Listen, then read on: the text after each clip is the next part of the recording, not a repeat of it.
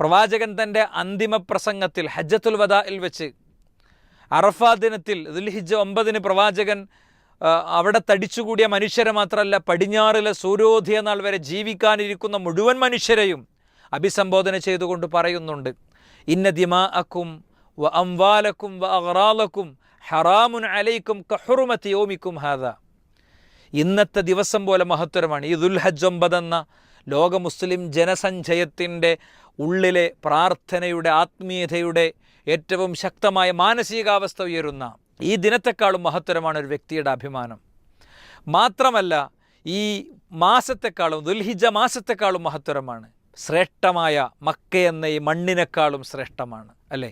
പരിശുദ്ധ കഅബാലയത്തെ ചൂണ്ടിയിട്ട് ഈ കഅബാലയത്തെക്കാളും മഹത്തരമാണെന്ന് പറയുന്നുണ്ട് റസൂലുള്ളാഹി സ്വല്ലല്ലാഹു അലൈഹി വസല്ലം തങ്ങൾ. എന്നിട്ട് ചോദിക്കണം, അലാ ബല്ലഗ്തു, ഈ സന്ദേശം നിങ്ങൾക്ക് എത്തിച്ചു തന്നിട്ടില്ലേ എന്ന് ചോദിക്കുകയാണ്.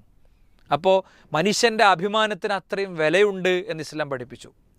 ഇനി അഭിമാനം പിച്ച് ചീന്തപ്പെടുന്നത് എപ്പോഴാണ്?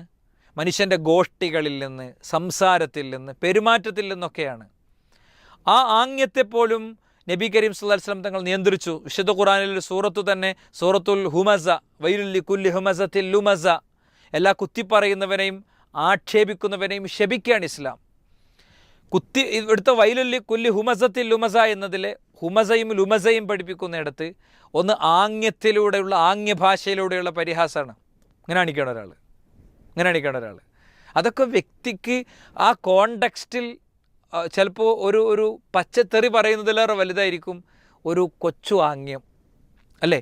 അതുകൊണ്ട് അങ്ങനെ വ്യക്തിയുടെ ജീവിതത്തിലും പെരുമാറ്റത്തിലും ഇസ്ലാം ഇടപെടുകയാണ്. മാത്രമല്ല, ആയിഷ റളിയല്ലാഹു അൻഹ ഉദ്ധരിക്കുന്ന ഒരു സംഭവത്തിൽ കാണാം, ഖുൽതു ലിന്നബി സല്ലല്ലാഹു അലൈഹി വസല്ലം ഹസ്ബുക മിൻ സഫിയ്യത കദാ വ കദാ. പ്രവാചകൻ സല്ലല്ലാഹു അലൈഹി വസല്ലം തങ്ങളുടെ മറ്റൊരു പത്നി സഫിയ ബീവിയെക്കുറിച്ച് പറയാണ്, തഅനി ഖസീറ. സഫിയ എന്ന് പറഞ്ഞാൽ എങ്ങനെയല്ലേ നബിയെ, ഒരു ഉയരല്ലാത്ത ആളല്ലേ എന്ന ഒരു വാക്ക് പ്രയോഗിച്ചപ്പോൾ, ഒരു മനുഷ്യൻ്റെ ബോഡി ഷെയ്മിങ് ഇന്നത്തെ ഒരു പ്രധാന സംഭവമാണ്, അല്ലേ?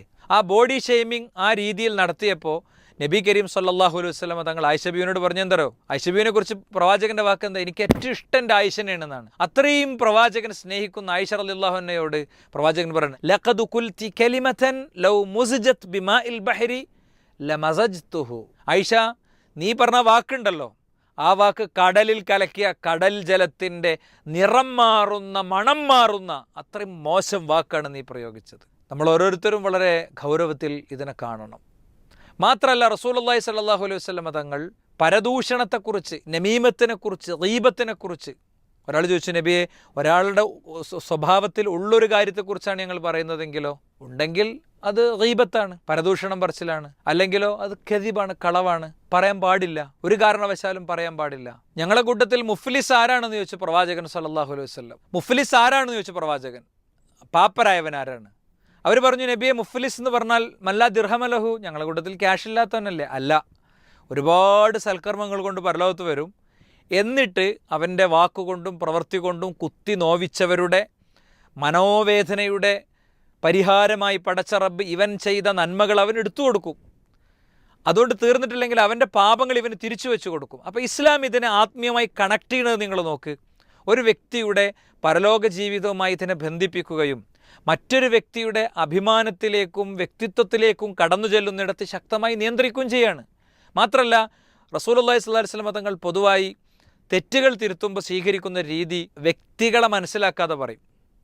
അതായത് ഇപ്പോൾ ഇന്നാളിനെ തെറ്റ് ചെയ്തെന്ന് വിളിച്ചു പറഞ്ഞതിന് പകരം എന്താണ് ഈ മനുഷ്യന്മാരെ കാര്യം എന്ന് പറയും.